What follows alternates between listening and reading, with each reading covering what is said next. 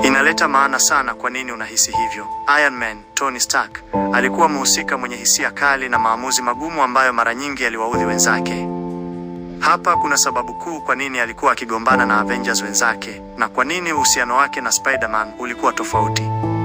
Moja, hofu ya baadaye, PTSD na vision ya Wanda.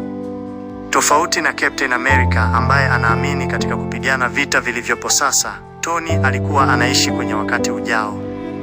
Baada ya tukio la New York Avengers 1, Tony alipata mshtuko wa kisaikolojia, PTSD. Alijua kuna tishio kubwa la anga linakuja, Thanos. Hii ilimfanya atake kutengeneza ngao ya dunia, Ultron, jambo ambalo liliishia vibaya na kusababisha migogoro. 2. Tofauti ya itikadi, Civil War. Mgogoro mkubwa zaidi ulikuwa kwenye filamu ya Captain America, Civil War. Tony Stark alitaka Avengers wawe chini ya uangalizi wa serikali, Sokovia Accords, kwa sababu alihisi wana nguvu nyingi sana zisizo na udhibiti. Captain America aliamini kuwa serikali inaweza kuwa na ajenda mbaya, hivyo Avengers walipaswa kuwa huru. Wenzake walimwona Tony kama mtu anayewasaliti kwa kuwapa uhuru wao serikalini, wakati yeye aliamini anawalinda wasionekane kama wahalifu. 3. Kwa nini alimwamini Spider-Man Peter Parker? Uhusiano wa Tony na Peter ulikuwa wa baba na mtoto. Kutokuwa na bagashe, Peter alikuwa mdogo, hakuwa na migogoro ya zamani na Tony, na alimwona Tony kama shujaa wake, role model.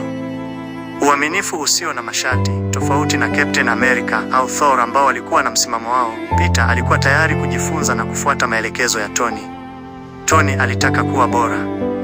Tony alijua makosa yake, hivyo alitaka kumlea Peter awe shujaa bora kuliko yeye mwenyewe. 4. Kwa nini alijitoa sana, sacrifice? Licha ya kuonekana kama mtu mwenye dharau au binafsi, Tony Stark alikuwa na moyo mkubwa wa kujitoa. Alikuwa anajaribu kufuta makosa ya kampuni yake ya zamani, Stark Industries, ambayo ilitengeneza silaha zilizoua watu. Katika Avengers Endgame, Tony alijua kuwa yeye ndiye pekee mwenye akili na uwezo wa kutumia mawe ya nguvu, Infinity Stones, kumaliza vita, hata kama itamgharimu maisha yake. Kwa ufupi, Tony alionekana haeleweki kwa sababu alikuwa anafanya maamuzi magumu kwa ajili ya usalama wa dunia nzima, wakati wenzake walijikita zaidi kwenye uhuru wa mtu mmoja mmoja.